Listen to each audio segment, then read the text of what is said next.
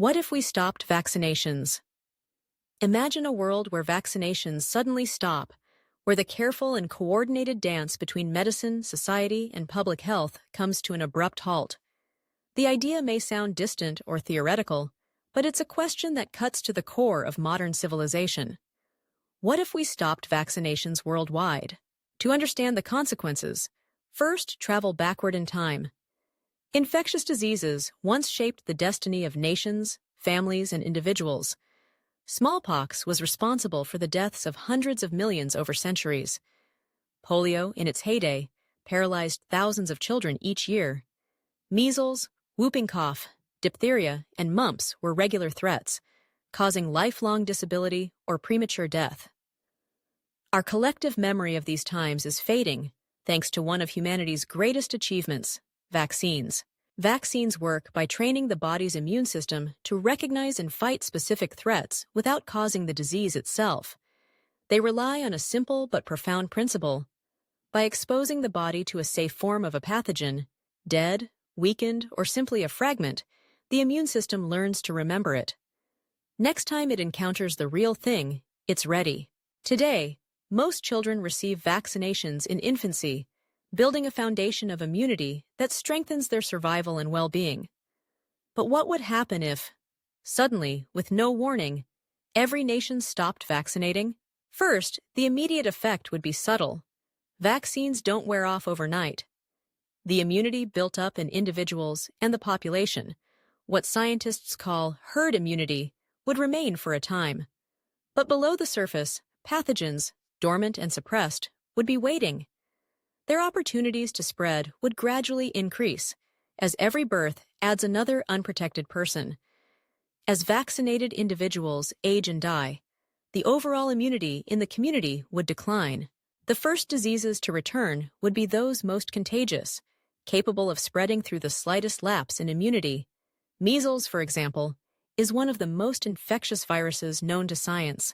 In an unimmunized population, one person can infect 15 or more others. Before the vaccine era, nearly everyone caught measles in childhood. It's easy to dismiss as a routine illness. But measles kills. For every 1,000 cases, 1 or 2 children die. Others develop severe complications, pneumonia, brain inflammation, or long-term immune suppression that leaves them vulnerable to deadly infections for years. If vaccinations cease, measles would likely surge within months or a few years. Outbreaks, first isolated, would grow into waves, sweeping through schools, neighborhoods, and communities as each new cohort of unvaccinated children comes of age. In the early years after vaccinations stop, outbreaks would hit hardest where the disease is imported, say, by a traveler, then find larger and larger pools of susceptible people. Soon after, other vaccine-preventable diseases would follow. Pertussis or whooping cough, with its tortured cough and potentially fatal risk to infants, would become more common. Tetanus, rare thanks to the vaccine, could reappear, as its ruthless toxin claims newborns whose umbilical stumps are not protected by maternal antibodies. Diphtheria, a nightmare of choking and heart failure, would reestablish itself. Then there's polio. Once a global terror, polio is now close to eradication. Most people infected show no symptoms, but a minority develop paralysis, with some never walking again. The virus is not gone from the planet. Only Gavi, the Vaccine Alliance, and organizations like the World Health Organization are keeping it at bay. Without vaccination, polio would return, crippling thousands of children each year. As more and more vaccine-preventable diseases resurface, the hospital wards would fill. Doctors and nurses, unfamiliar with rare infections, would confront outcomes once thought extinct. Old and young, the weak and the strong, all would become vulnerable. A significant danger lies in the numbers. Herd immunity. This concept doesn't just protect vaccinated individuals, it shields everyone, even those who cannot be vaccinated due to medical reasons.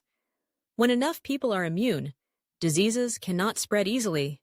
Cease vaccination, and this invisible barrier crumbles. Babies too young to be vaccinated, people with cancer, those on immunosuppressive drugs, and the elderly would be at particular risk. One insidious threat emerges after immunity drops below critical thresholds: exponential growth of infections. Diseases like measles and pertussis can rip through communities at alarming speed. In densely populated urban areas, the toll would be staggering. It's not just the direct suffering and death, either. Hospitals would be overwhelmed. Resources devoted to modern healthcare would be diverted to treating outbreaks. Routine care would be disrupted. Economies would suffer as businesses shudder to contain epidemics. There would also be unpredictable, long-term effects. Some diseases leave survivors with lasting disability: brain damage from measles, deafness from mumps, chronic liver disease from hepatitis B. Society, which once took for granted the absence of these scourges, would be forced to reckon with their return, not only in mortality, but in lives altered forever. Every year, millions of cases of illness would appear that previously had been prevented. According to estimations from the World Health Organization, vaccines save 3 to 4 million lives each year. Ceasing vaccinations wouldn't just return us to the pre-vaccine world. It could be worse, because we've lost some of the skills, knowledge, and infrastructure to fight these diseases directly. The ripple effect would extend far beyond individual diseases. Confidence in the healthcare system would falter. Parents who had never seen polio or diphtheria might become alarmed too late. Public trust in science could erode as the confusion and tragedy unfold. But perhaps most profound is the sense of collective vulnerabilities that would descend. In the modern era, many see vaccines as a choice, a matter of personal preference. In the world without vaccinations, the consequences of that choice would be stark and visible, no longer abstract. Community action has been humanity's answer to infectious disease. Without it, we are left exposed, repeating mistakes of the past. Consider for a moment the real-world hints we've seen. On rare occasions, drops in vaccination coverage, often fueled by misinformation, mistrust, or simple lack of access, have led to outbreaks. The measles outbreaks in the United States and Europe in the last decade were not accidents. They were warning shots. Every time vaccination rates dip below critical levels, the risk returns. Each time, health professionals must work intensely to restore confidence and cover lost ground. If this never happened, if vaccination simply stopped, we would face an unending cycle of illness, panic, and loss. There are also those who cannot be immunized due to medical contraindications. These people depend utterly on others' immunity for their protection. In a world without vaccinations, their only defense, the wall of immune neighbors, would be gone. For them, even a trip to the market or school could be life-threatening. It's important to remember, too, what it took to get us here. Vaccines are not just scientific marvels. They are the result of social commitment, political will, and tireless work by countless people: scientists, healthcare workers, community leaders, parents. Rolling back this achievement would not only undo decades of progress, it would fundamentally shift what it means to live in our society. The cost wouldn't just be measured in lives lost or medical bills. It would be emotional and psychological, too. The loss of confidence, the fear of everyday interactions, the anxiety every parent would feel watching a child cough or spike a fever. The memory of a time when diseases were checked, hope was high, and children grew up safe would become a bitter echo. Some might ask, could we manage these diseases with modern medicine, even without vaccines? The answer, sadly, is that while treatments improve, many of these infections have no cure, only supportive care. For diseases like polio, measles, or rubella, the damage can be irreversible or fatal. Antibiotics are useless against viruses. Even where medicine can save lives, the costs and suffering would be immense. There are also indirect consequences. Children sick with vaccine-preventable diseases are kept away from school, fall behind in development, and sometimes suffer stigma or rejection. Entire families may be affected: parents missing work to care for sick children, extended family exposed and worried. Society's most vulnerable would pay the heaviest price. Rural communities, with fewer healthcare resources, would suffer outbreaks with higher mortality. Poorer nations, where access to advanced medical care is limited, would see deaths soar. Existing health inequalities would widen, and progress toward global health equity would be undone. The absence of vaccination wouldn't just bring back old diseases, it could open the door to new ones. Viruses and bacteria evolve quickly. The global reach of travel, trade, and migration would give emerging pathogens fertile ground. In recent years, outbreaks of diseases like Ebola, Zika, and novel coronaviruses have shown how tightly linked our world is. Without the shield of vaccination, each new threat could be more severe. Furthermore, some diseases that are kept at bay not only by vaccination, but also by herd immunity, could re-establish themselves in animal reservoirs, such as polio or measles. Once rewilded, they could become even harder to eliminate, their evolutionary paths diverging, making future vaccines or treatments more challenging to develop. Consider, too, the impact on public perception. For decades, vaccines have made success so routine that many forget the terror of epidemic disease. If vaccinations stop, that amnesia would vanish. Community after community would be forced to confront the old specters: quarantines, funerals, lives lost at random. International travel and trade would not be spared. Border controls, quarantines, health certificates, and travel bans would become common. Nations might restrict the movement of people and goods from outbreak zones, deepening global divisions. The economic impact would be acute.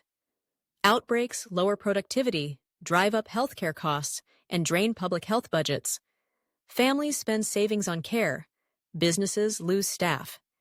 Entire regions may lock down, and prosperity stumbles. In the modern global economy, the ripples could rapidly grow into waves. The psychological impact cannot be overstated. Diseases that were once thought defeated would become ever-present dangers again. Communities may divide as fear and suspicion spread. Conspiracy theories, blame, and stigma often flourish in times of unchecked illness. Instead of focusing on prosperity, innovation, and growth, nations would spend precious resources merely to survive. Why, then, is there ever talk of pausing, reducing, or refusing vaccination? Much of it is born from the very success of vaccination. Its protection is so complete that it becomes invisible. The suffering of polio, smallpox, or diphtheria is no longer part of collective memory for most. People begin to question the need for something they have never seen. Misconceptions and misinformation can gain traction in this vacuum of experience. Ironically, proof of the importance of vaccines comes not from their ongoing use, but from their absence. Where war, poverty, or mistrust disrupts immunization, we see the return of ancient diseases almost instantly. Nigeria, for example, saw a resurgence of polio during periods of disruption. Syria, racked by conflict, experienced polio outbreaks among children. Mindful of these examples, public health experts know that letting down our guard, even briefly, can have lasting, tragic consequences. Let's consider what would remain in a world without vaccinations. For one, science would not give up. Attempts to treat the sick, develop new medicines, and innovate would continue. But the foundational shield, the preemptive power of immunization, would be lost, leaving us constantly reactive, struggling to catch up as pathogens find new footholds. At the most fundamental level, the end of vaccination would represent a loss of trust in collective action. Vaccines work because communities act together, protecting not just themselves but each other, the vulnerable and strong alike. To abandon this principle would mark a retreat from the spirit of solidarity that has made modern medicine so powerful. There are uplifting lessons from history, too, of communities rallying to protect themselves, valuing what was once lost, and reclaiming public health. When awareness grows, vaccine rates climb. Epidemics, for all their devastation, have sometimes galvanized action, inspiring new commitment to prevention. The hope remains that we can learn from the past without repeating it. Perhaps the greatest truth is that vaccination is not just a medical intervention. It is an act of love and responsibility across generations. It says something profound about what we owe each other and what future we want to build. So, if we stopped vaccinations, the world would not simply shift to a more natural state. It would regress to an era of uncertainty suffering, and loss that most scarcely remember. The natural world, absent our protections and plans, is not gentle. It is dangerous, especially for the young, the old, and the vulnerable. Moving forward, the choice is clear. The absence of vaccinations offers not freedom, but the return of dread. The presence of vaccinations, by contrast, is a testament to progress, compassion, and the remarkable human capacity to shape our shared destiny for the better. After all, vaccines are, at their core, an affirmation that lives can be saved, that suffering can be prevented, and that together our future can be brighter than our past. Let us heed the lessons of history, the wisdom of science, and the promise that this achievement holds for ourselves, our families, and generations yet unborn.